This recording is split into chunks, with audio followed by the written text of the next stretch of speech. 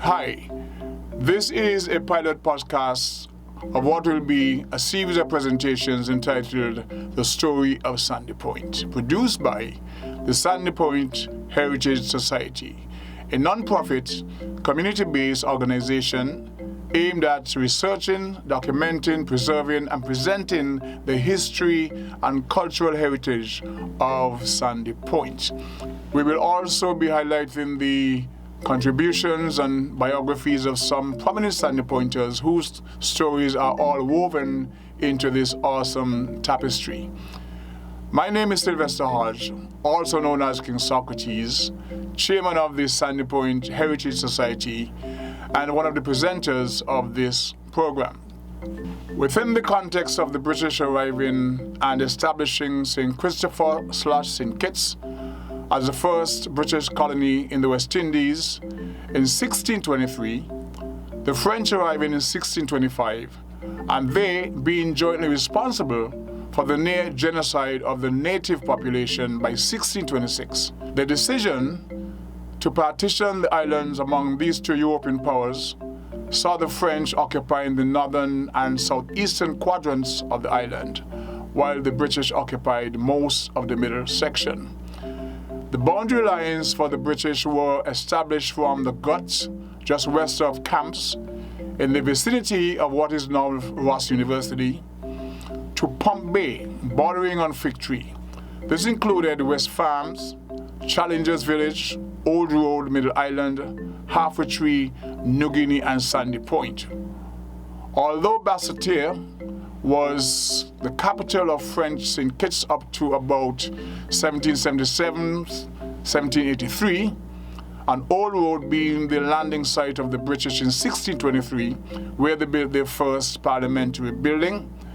The record shows that as early as 1635, Sandy Point was already established as a town with maritime commercial activities and a trading post that served the slave trade, both at Fort Hamilton, which was situated on the coast at Downing Street, but more prominently at Pump Bay, adjacent to Fig Tree. The British had also established their administrative headquarters at what is still known today as Downing Street, the widest street in Sandy Point. This was obviously named after number 10 Downing Street in London, the official residence of British Prime Ministers. The very fact that 4 military fortifications were strategically positioned to protect the commercial interests of Sandy Point speaks volumes.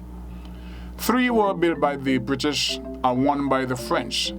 The first of the 3 built by the British are Charles Fort at Cleverly Hill. Construction began there in 1678 and ended around 1689, spanning some 11 years. The building of the fortification at Brimstone Hill began around 1690 by forced slave labor, supervised by the British, and it took 104 years to complete. Fort Hamilton was situated at the coast at the foot of Downing Street.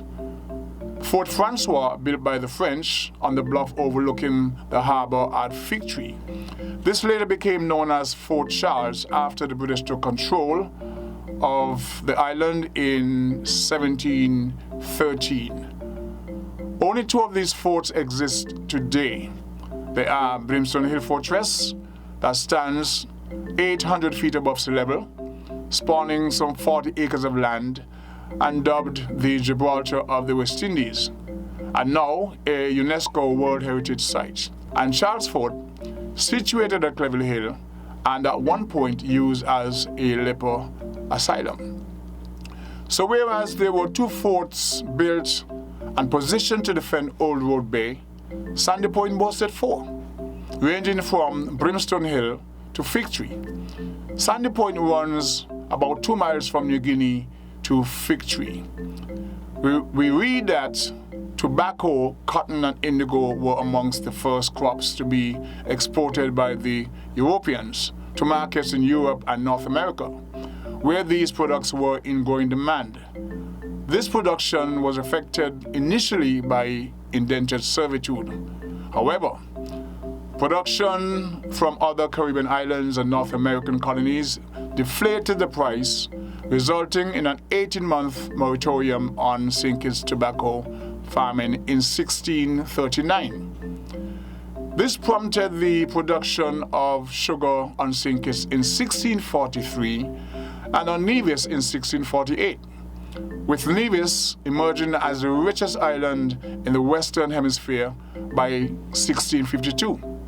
However, by 1776, St. Kitts was the richest colony per capita. The French would have left by then, so the British would have had full control of the colony. As early as 1626, the French brought 40 enslaved Africans from Senegal, and by 1635, the number of the enslaved were between 500 to 600. In 1777, the British moved their administrative headquarters from Downing Street in Sandy Point to Bastille, making it the official capital of St. Kitts, with Sandy Point functioning as a secondary town. Although it's not exactly known when Sandy Point was first established as a town, illustrations found in the National Library in France depicting the 1666 battle for Sandy Point shows a town already in existence. Etienne Vollemont's map of 1667 depicts a heavily fortified Sandy Point anchorage that was essential to Britain's colonial ambitions. The anchorage depicted in that map is Pump Bay. By 1697, Sandy Point had become an important slave trading port and a focal point for legal trading and, of course, illegal smuggling. The celebrated hymn writer, John Newton, in his capacity as a slave ship captain, records the offloading of 468 enslaved Africans that he had brought from Senegal, then landing them at Pump Bay after consulting with officials at Customs House at Pump Bay. He records making 3 trips between 1750, 1752, and 1753. There were no figures submitted for his voyage in 1754, except to note that there were no loss of life.